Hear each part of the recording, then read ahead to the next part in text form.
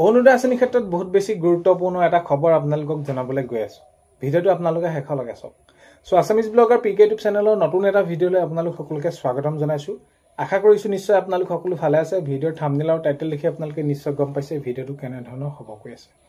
So Orunodoi আঁচনি 3 আৰু অৰুণোদয় আঁচনি যিসকল মহিলা ধৰি লওক প্ৰথমৰ পৰা পাই আছিলে তেওঁলোকৰ আজি এই অৱস্থাটো কেনেকুৱা ধৰণৰ, তেওঁলোকৰ এই যি নাম বাদ পৰিলে তেওঁলোকে পাব নাপাব বা তেওঁলোকৰ নাম সঁচাকৈ বাদ পৰিলে নেকি, তো ইত্যাদি ইত্যাদি এইসমূহ বিষয় ভিডিঅ'টো শেষলৈকে চাব বুলি আশা কৰিলোঁ। শেষত ভিডিঅ'টো চাই আপোনালোকে কেনে পালে কমেণ্টৰ জৰিয়তে জনোৱাৰ লগতে এইখিনিতে আপোনালোকক এটা অনুৰোধ কৰিম, চেনেলটোলৈ যদি নতুনকৈ আহিছে চেনেলটো ছাবস্ক্ৰাইব কৰাৰ লগতে কাষতে থকা বেল আইকনটো প্ৰেছ কৰি অল কৰি থ'ব, যাতে নতুন এটা ভিডিঅ' দিয়াৰ লগে লগে আপোনালোকে আগতীয়াকৈ চাবলৈ পায়। যদি ভিডিঅ'টো চাই ভাল পায় লাইক এটা কৰিবলৈ নাপাহৰিব আৰু ভিডিঅ'টো বহুত বেছি শ্বেয়াৰ কৰি দিব বুলি আশা কৰিলোঁ। তো মাননীয় মুখ্যমন্ত্ৰী মহোদয়ে শেহতীয়াকৈ এইটো জনাইছিলে বা অৰুণোদয় আঁচনিৰ ক্ষেত্ৰত এইটো গাইডলাইন আছিলে এনেদৰে, যদি কোনোবাই কাৰোবাৰ ঘৰত চাকৰি পালে, ধৰি লওক প্ৰথম অৱস্থাৰ পৰা তেওঁলোকে অৰুণোদয় আঁচনি পাই আছিলে, পাই থকাৰ ফলত কোনোবাই হয়তো এতিয়া নিযুক্তি প্ৰক্ৰিয়া চলি আছে, এতিয়া হয়তো কোনোবাই চাকৰি পাব পাৰে। তো তেতিয়া কি হ'ব, অৰুণোদয় আঁচনিৰ পৰা তেওঁলোকে নিজেই হ'লেও চাৰেণ্ডাৰ কৰা বা এই যি কাৰ্যকৰ্তাসকল আছে তেওঁলোকে সেইখিনি অৰুণোদয় আঁচনিৰ পৰা তেওঁৰ নাম বাদ পৰিব আৰু সেইখিনি ক্ষেত্ৰত গ্ৰহণযোগ্য, কাৰণ কেলৈ গাইডলাইনৰ ভিতৰত নপৰে, কাৰণ কেলৈ কোনোবা ঘৰত যদি চাকৰি থাকে সেই ঘৰতো অৰুণোদয় আঁচনি পোৱা যুক্তি নহয় বা তেওঁলোকে সেইখিনি বিচৰাটো তেনেকুৱা ধৰণৰ যুক্তি নহয়। তো সেইকাৰণে কৈছিলে কি, চাকৰি যদি থাকে তেওঁলোকে বাদ পৰিব। কিন্তু এতিয়া কথাটো হ'ল যে যাৰ চাকৰিয়ে নাই পাবলগীয়া তেওঁলোকেও বহুতো নাম কাট খাই গৈছে।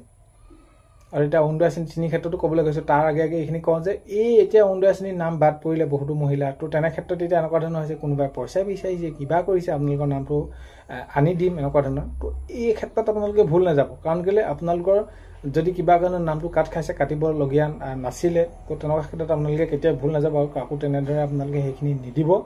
তো সেইখিনি ক্ষেত্ৰত সচেতন হ'ব, কাৰণ কেলৈ যদি আপোনালোকে পাবলগীয়া আপোনালোকে পাবই, সেইখিনি কোনো ক্ষেত্ৰত আপোনালোকে কাটিবলৈ সাধ্য নাই। আপোনালোকে গাইডলাইনৰ ভিতৰত পৰে যদি আপোনালোকে অৰুণোদয় আঁচনি পাব।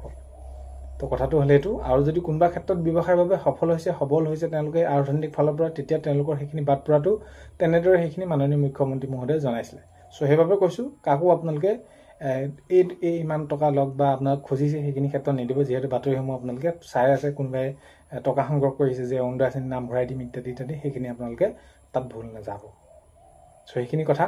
আৰু এতিয়া কথাটো হ'ল যে অৰুণোদয় আঁচনি 3 ক্ষেত্ৰত আপোনালোকে 17 তাৰিখে সেইখিনি আপোনালোকে দিব, আপোনালোকে গমেই পায়। অৰুণোদয় আঁচনি 3 কোনসকলে পাব এনেকুৱা ধৰণৰ এটা প্ৰশ্ন হৈ আছিলে।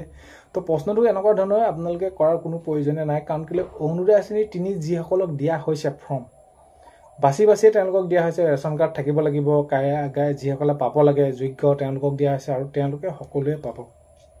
তাত কোনো ধৰণৰ এইসকল মহিলাই পাব এইসকলে নাপায় তেনেকুৱা ধৰণৰ নহয়। 17 তাৰিখে আপোনালোকে গম পাবই। আৰু আগষ্ট মাহত যিহেতু অৰুণোদয় আপোনালোকে নাপালে আৰু মাননীয় মুখ্যমন্ত্ৰী মহোদয়ে সেইটো শেহতীয়াকৈ জনালে যে আপোনালোকে আগষ্ট মাহত সকলোৱে নাপায়, আৰু যেতিয়া নেকি এইখিনি শুভাৰম্ভ 3 হ'ব তাৰ পিছৰ পৰ্যায়ৰ পৰা আপোনালোকে ক্ৰমান্বয়ে সকলোৱে তেনেদৰে আগৰ পৰা যেনেদৰে পাইছিল তেনেকৈ পাবলৈ সক্ষম হ'ব। আৰু ইয়াৰ লগে লগে আৰু এটা আপোনালোকে কথা গম পায়নে, আপোনালোকে মুখ্যমন্ত্ৰী সুলভ ইন্ধন আঁচনি, যাৰ যদি আপোনালোকে 800 টকাকৈ পাব, যদি আপোনালোকে ফৰ্মখন সেইখন আপোনালোকে ফিল আপ কৰা নাই বা পোৱা নাই, অতি সোনকালে সেইখিনি যোগাযোগ কৰি আপোনালোকে কৰিব।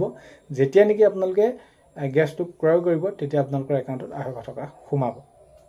তো আপোনালোকে তাৰ বাবে ফৰ্মখন ফিল আপ কৰিবৰ বাবে গেছৰ ID নম্বৰ দিব লাগিব, অৰুণোদয় আঁচনি ID নম্বৰ দিব লাগিব, ৰেচন কাৰ্ডৰ ID নম্বৰ দিব লাগিব ইত্যাদি ইত্যাদি। অতি সোনকালে আপোনালোকে সেইখিনি যোজা কৰি লওক, আগন্তুক সময়ত আপোনালোকে সেইসমূহ পাব সুবিধা।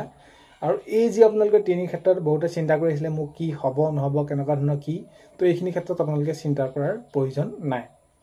চ' সেইখিনি আপোনালোকক জনালে। ভিডিঅ'টো আপোনালোকে শেষলৈকে চোৱাৰ বাবে বহুতেই বেছি ধন্যবাদ। ভিডিঅ' আপোনালোকক প্ৰথমতে কোৱাৰ দৰে চেনেলটোলৈ যদি আপোনালোক নতুনকৈ আহিছে চেনেলটো ছাবস্ক্ৰাইব কৰাৰ লগতে কাষতে থকা বেল আইকনটো প্ৰেছ কৰি অল কৰি থ'ব, যাতে নতুন এটা ভিডিঅ' দিয়াৰ লগে লগে আপোনালোকে আগতীয়াকৈ চাবলৈ পায়।